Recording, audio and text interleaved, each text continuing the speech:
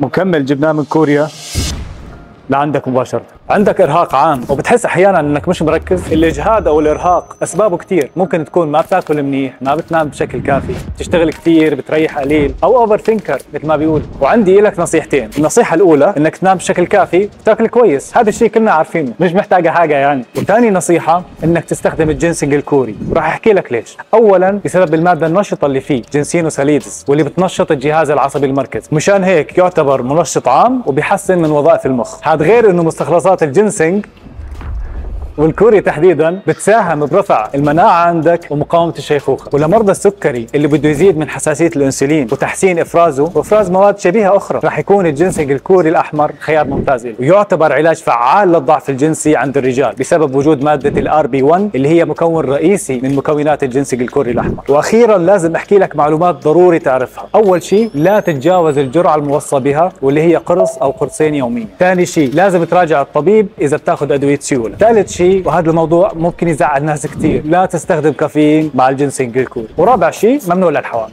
وبتقدر تطلبه من الويب سايت او من رسائل الصفحه.